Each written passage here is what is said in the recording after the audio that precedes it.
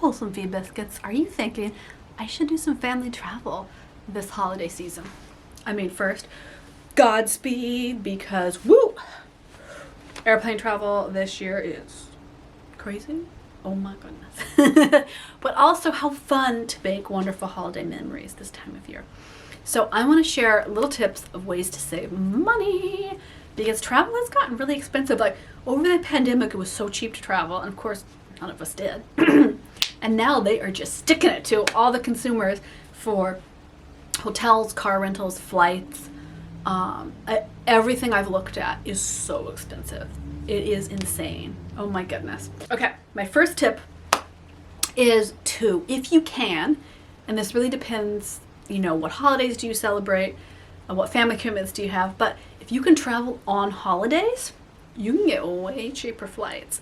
You can get way cheaper discounts on all sorts of things, but flights in particular on holidays themselves can be really cheap because a lot of people are obviously not traveling on those days, so it's a lower travel day. So if you're pretty flexible and you don't mind like shifting when you celebrate a holiday, or maybe you don't celebrate that particular one, it can be really helpful to pick out those dates. And always check out flights around a certain date and see if you have any flexibility with that, because you can save hundreds and hundreds of dollars, especially if you're buying tickets for the whole family. It can make a really big difference in the budget. I mean, I've seen the same flight go from $1,600 to $400 for the same seat. And that's a big thing when you times it for an entire family, right? Like that's a big savings. You can stay at nicer hotels, nicer vacation rentals. You can put that money towards food or car rentals. If you can pick a location that doesn't have any car rentals, that is one of my best cost-saving tips, because it can easily be $1,000 or more a week to rent a car all over the world. That's like, I've been pricing it out, looking at it for work trips, and I mean that's a lot. That does not include the gas and all of that. So if you can pick a destination that doesn't need a car, boy, it can save you a lot of hassle and money. This might be only for certain people and maybe not for folks with young kids, but you can try house sitting. There's house sitting apps. I haven't tried to with kids do the house sitting, but I've heard good things from other people that they have found either house sitting or like work trade situations. Generally, the accommodation won't be as nice for work trade as like just pet sitting or house sitting, but there's a lot more of the work trade ones.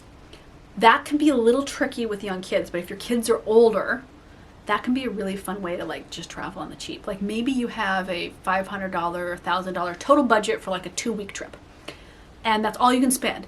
And you spend $400 on your airfare, and then that gives you $600, and I mean that's easily all your accommodation, right? But if you get free accommodation, suddenly you can do little things here and there, right?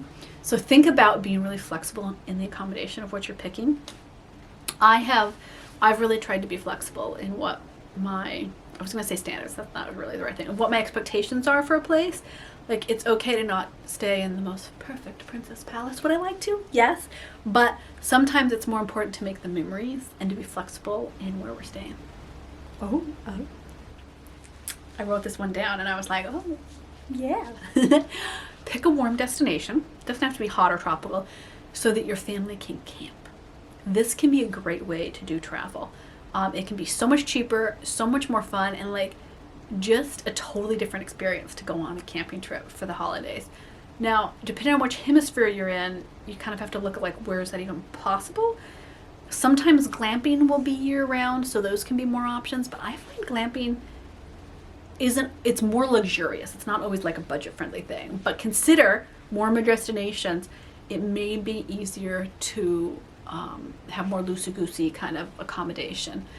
Plus, warm weather during the holidays is really nice. Okay, this is something we're actually doing. Drive instead of fly by converting your car or SUV, really it's got to be an SUV or minivan, into like your little camper area, We aren't going to be camping because where we're road tripping to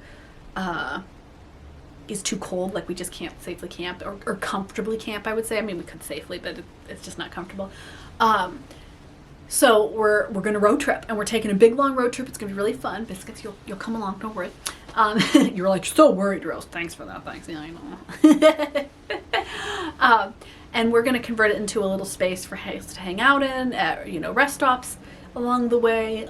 You can put little pillows in your back trunk. This is what we do when we ride on ferries, and just hang out and enjoy the road trip and kind of linger. But it's really fun when you turn your car into a little play relaxation spot in between things, because a lot of times when you're road tripping with kids, you can't drive for 8 hours straight, right? You've got to break it up into like 2-3 hour segments if you're lucky. And you don't want to spend that time in a restaurant spending money, in a coffee shop. This time of year, playgrounds can be really cold outdoors, so you want like a little enclosed space. You can hang out, eat some home packed snacks, take a nap. Like for me, I'm planning this road trip so that we can try to get the toddler to nap while we're driving, but if that doesn't succeed, she needs to lay down a nurse every so often, so we're just going to lay down in the back of the car, rest stop, restaurant, like wherever we park, playground. We often go from playground to playground when we're doing road trips, so we stop, we play outside, we get tired, we sit in the car, drink some water, eat some snacks, have some milk, rest, and then hit the road again. And that tires the kids out, so they aren't so stressed out doing long road trips, Okay, those are wonderful ways to save money if you are thinking about travel this holiday season. There's no right or wrong answer for how to travel. I feel like people get really hung up on like super budget travel or only luxurious travel, or like that their needs are really, really precise and have to be met exactly or they won't do the trip. And you know what? Everybody told me my son would not remember, but he remembers trips from when he was like 3. He doesn't remember all of them, obviously, but he remembers little glimmers of things that make him happy. And I think it's worth it to make fun family adventure memories. Like, how cool is that? And it doesn't have to be exclusively one thing or the other. You just have flexibility with it and plan what works for your family. Okay, biscuits. I will see you over on Instagram between this video and the next.